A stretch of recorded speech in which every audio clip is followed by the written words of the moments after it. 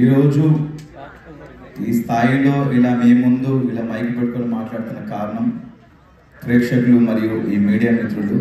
మీరు నాకు గత 10-12 సంవత్సరాల నుంచి నన్ను సపోర్ట్ చేస్తూ ఉన్నారు. ఈరోజు కూడా స్టిల్ ఇక్కడ కూర్చొని మాట్లాడుతున్నారు, నా కోసం వెయిట్ చేస్తున్నారు.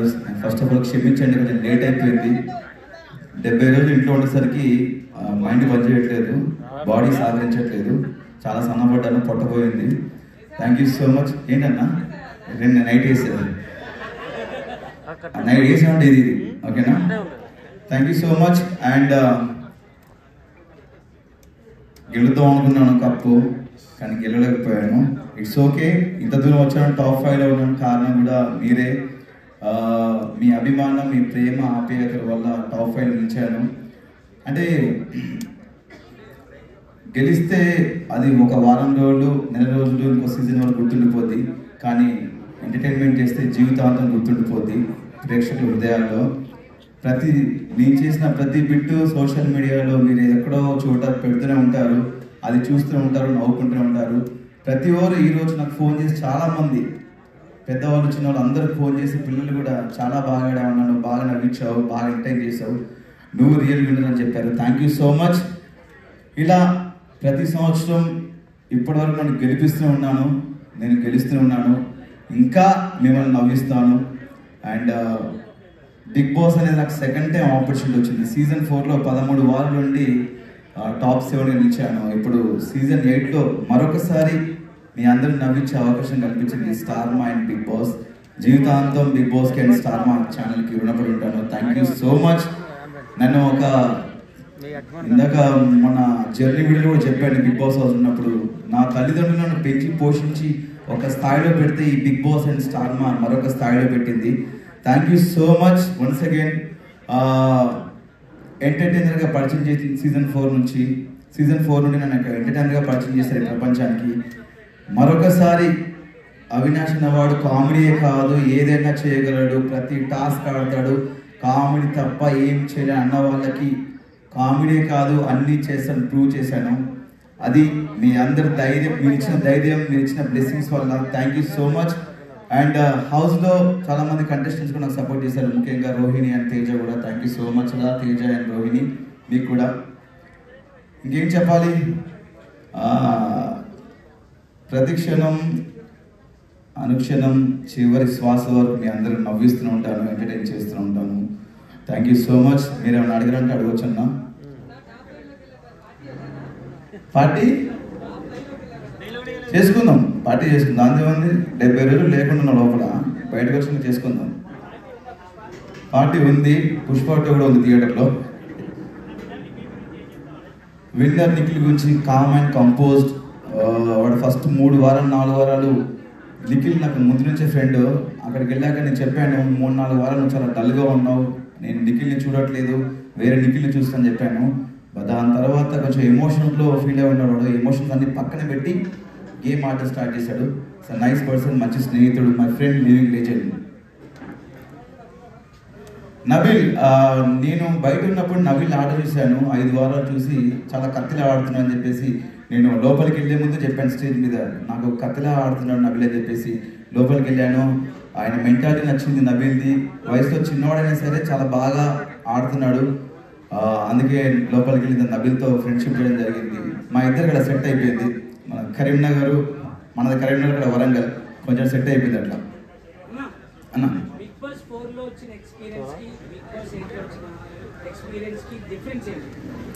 అప్పటికి ఇప్పుడు డిఫరెన్స్ ఏంటంటే, అప్పుడు కొంచెం తెలుసు, కొంచెం తెలియదు. కొంచెం బిగ్ బాస్ సీజన్ 4లో నేను కొంతవరకు నేర్చుకున్నా లైఫ్ అంటే ఏంటనేది. సీజన్ 8లో పూర్తిగా నేర్చుకున్నాను.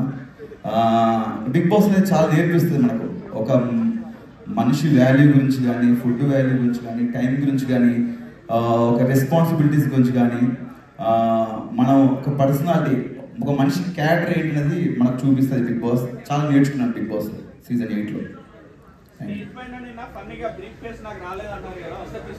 100% మనకు తెలుసు, మన 15th వీక్ ఫస్ట్ డేనే అర్థమైపోయింది, మన కప్పు రాదు, బ్రీఫ్ కేసు వస్తే పట్టుకొని లటక్ను పట్టుకొని వెళ్ళిపోవాలి ఫిక్స్ అయిపోయాను.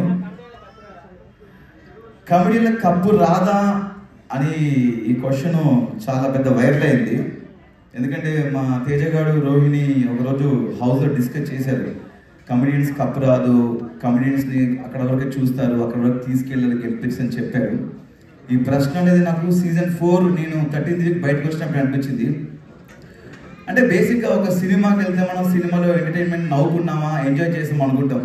సినిమా అంతా సీరియస్గా ఉంటే అదొక సీరియల్లా ఉంటుంది. కంపల్సరీ ఈ జనరేషన్లో ప్రతి ఒక్కరు ఎంటర్టైన్మెంట్ కోరుకుంటున్నారు. చాలామంది స్ట్రెస్లో ఉంటారు, ఆఫీసులు కానీ ఇలా వేరే వేరే వర్క్స్లో ఉంటారు. ఇంటికి వెళ్ళి చూస్తే సరదా నవ్వుకుందాం రా అనుకుంటారు. అలాంటి నవ్వించే మాకు నవ్విస్తున్నాం, టాస్క్లు ఆడుతున్నాము, మేము ఒక మనిషిగా ఉంటున్నాం లోపల, మేము మా క్యారెక్టర్ ఏంటో చూపిస్తున్నాము, మా పర్సనాలిటీ ఏంటో చూపిస్తున్నాము, అన్నీ చేస్తున్నాము. అంటే అన్నిట్లలో కామెడీ, టాస్క్లు, ఎమోషన్స్ అండ్ ఫైట్ అన్నీ చేస్తున్నాం. ఇన్ని చేస్తున్నాము, మనకెందుకు కప్పు రాదని చెప్పి నాకు సీజన్ 4 అప్పుడు నాకు ఈ ఆలోచన వచ్చింది. కానీ ఎక్కడ బయట పెట్టుకోలేకపోయాను. చూద్దాం, ఇంకా బిగ్ బాస్ చాలా సీజన్స్ ఉన్నాయి కదా, చాలామంది కమెడియన్స్ వెళ్తుంటారు, ఎవరెవరు గెలుస్తారో నేను వెయిట్ చేశాను. వాళ్ళకు క్వశ్చన్ రేజ్ చేసిన తర్వాత నేను టాప్ 5కి వెళ్ళిన తర్వాత ఒక నమ్మకం వచ్చింది. నాకు టాప్ 5 వరకు వచ్చాను కదా, గెలుస్తానేమో ఒక హోప్ వచ్చింది. దాని తర్వాత చూసిన తర్వాత మనకేమో ఇలా సైలెంట్గా ఉండడం, డైలాగ్ చెప్పడం తెలియదు. మనకు ఎక్కడ ఏమనిపిస్తుంది నవ్వుతాం, ఏదనిపిస్తే మాట్లాడేస్తాం. అలా మ్యాన్లీగా ఉంటే మన పర్సనాలిటీ కాదు, కొంచెం ఫన్నీగా ఉండే క్యారెక్టర్ మనకు. బట్ ఒక విషయం ఏంటంటే, నాకు నేనుగా ఆడి నా ఆట నేను ఆడుకొని టాప్ 5 వరకు వచ్చాను. నామినేషన్స్లో ఉండకపోవడం నాకు తప్ప, వాళ్ళు నామినేట్ చేయకపోవడం తప్ప నాకు తెలీదు. బట్ నాకు నేనుగా ఆడుకొని టాప్ 5 వరకు వెళ్ళాను, ఫస్ట్ ఫైనలిస్ట్ అయ్యాను. ఒక నమ్మకం వచ్చింది గెలుస్తానని. బట్ ఇంకా 15th వీక్ వచ్చిన తర్వాత ఆ నమ్మకం కూడా పోయింది. బట్ జీవితంలో కోరిక ఉండిపోయింది. బిగ్ బాస్లో ఒక కమెడియన్ గెలవాలి, ఒక ఎంటర్టైనర్ గెలవాలని నాకు కోరిక ఉంది. గెలిస్తే చాలా హ్యాపీ ఫీల్ అవుతా, నేను చాలా హ్యాపీ ఫీల్ అవుతా. నేనే కాదు, ఇలా ఎంటర్టైన్ చేసే కమెడియన్స్ చాలా మంది ఫీల్ అవుతారు. ఎక్కడెక్కడ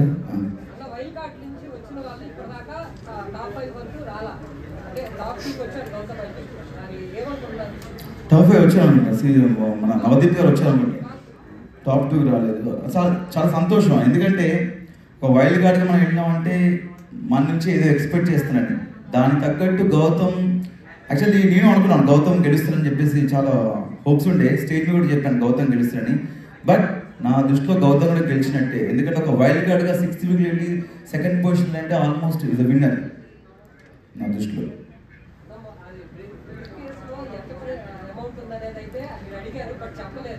నేను అదే చెప్పలేదన్న, నాకు యాక్చువల్లీ అదే ఉండే. సిల్వర్ సూట్ కేసులో ఎంతుందో చెప్పలేదు, గోల్డెన్ సూట్ కేసులో ఎంతుందో చెప్పలేదు. చెప్తే బాగుంది అనిపించింది. లోపల చెప్తే ఆ ఇద్దరిలో ఎవరో ఒకరు డబ్బు అనగానే ఒక ఆబ్వియస్లీ మనం టెంప్ట్ అయిపోతాం.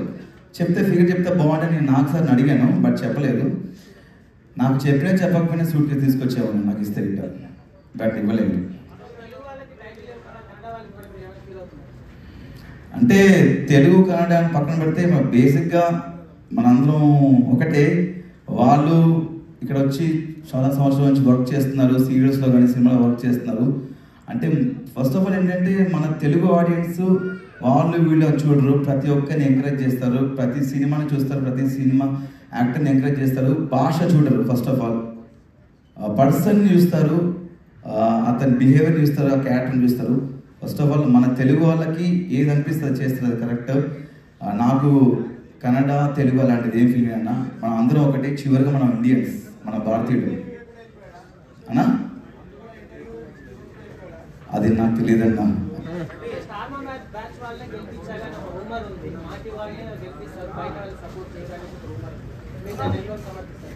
అంటే అది రూమర్ కదన్నా, దాన్ని రూమర్ క్రియేట్ చేసి కాబట్టి అది రూమర్ అనుకుందాము. నాకు తెలియదు యాక్చువల్లీ. నాకు దానికి సమాధానం తెలిస్తే చెప్పాను 100%.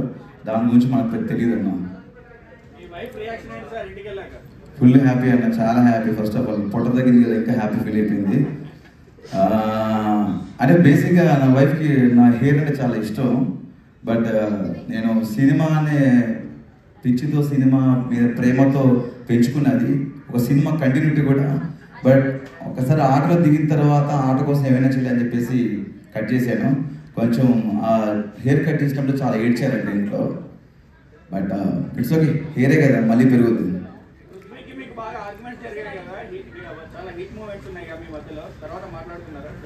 ఇక నేను చాలాసార్లు చెప్పాను, ఇది ఒకటి గేమ్ వరకే, ఆట వరకే, మనం ఒక షోకి వచ్చాము, ఇది ఆట వరకే, బయటకు వెళ్ళిందాక నాకు ఎలాంటి ఉండవు ఫీలింగ్స్ అని చెప్పాను.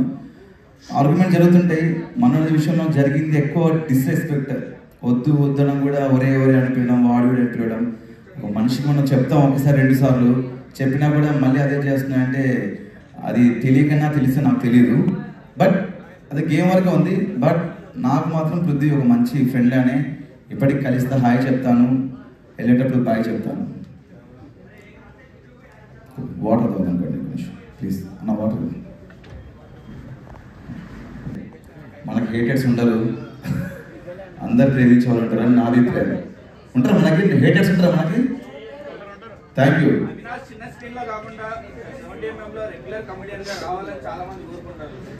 డెఫినెట్గా నాకు యాక్చువల్లీ సినిమాలో యాక్ట్ చేయాలని కోరికతో ఇండస్ట్రీకి వచ్చాను. బట్ మనకు టీవీలో అవకాశం వచ్చింది, ఆదరిస్తున్నారు. డెఫినెట్గా మంచి మంచి అవకాశాలు ఉంటే డెఫినెట్గా చేస్తాను. మన స్టేజ్ మీద కోన వెంకట గారు వచ్చారు, ఇప్పుడు నెక్స్ట్ డిసెంబర్లో స్టార్ట్ అవుతుంది శ్రీ విష్ణు గారు, ఇలా మంచి క్యారెక్టర్ ఇచ్చారు. అండ్ ఈరోజు మార్నింగే కేరళ నుంచి మలయాళం డైరెక్టర్ కాల్ చేశారు, ఏదో నాది బిగ్ బాస్లో మలయాళం స్లాంగ్ చూసారంట, అది బాగా నచ్చి చిన్న ఏదో ఫన్నీ క్యారెక్టర్ రాసుకుందారంట.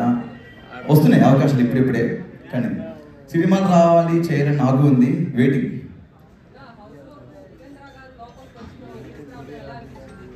ఎలా అనిపిస్తుంది తీసుకొస్తే?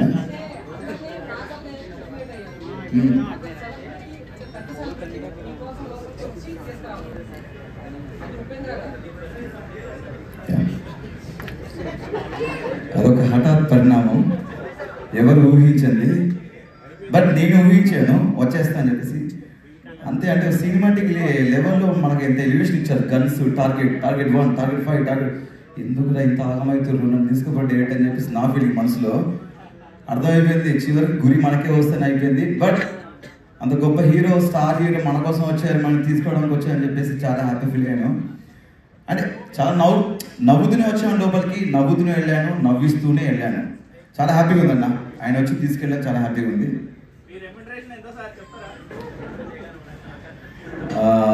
అభిమానులు చూపించే ప్రేమంతా ప్రైజ్ మనీ వస్తే నేను చెప్పానండి, నేను హౌస్లో కూడా చెప్పాను, మేము మొత్తం 5 అన్నదమ్ములు మేము. మా రెండో అన్నయ్య కొంచెం 3 ఆడపిల్లలు, కొంచెం ఫినాన్షియల్ స్టాటస్ బాగాలేదు. దాంట్లో పెద్ద అమ్మాయి పెళ్లి చేద్దాం అనుకున్నాను అమౌంట్ వస్తే, బట్ రాలేదు. బట్ అయినా నేను కష్టపడి ఎంతో కొంత సంపాదించి మళ్ళీ తన అన్నయ్య వాళ్ళ పాప కోసం, పెళ్లి కోసం కూడా పెడతాను.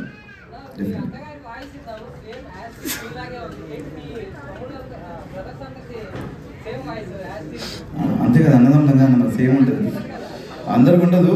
బేసిక్గా మా ఫ్యామిలీ కొంచెం బేస్ వాయిస్, అందరికీ బేసిక్గా మా ఇంట్లో అందరి వాయిస్ ఎలా ఉంటుంది, మా పెద్దనే వాయిస్ నా వాయిస్ కూడా సేమ్ ఉంటుంది అనమాట. అండ్ మా డాడీ వాయిస్ నా వాయిస్ కూడా సేమ్ ఉంటుంది.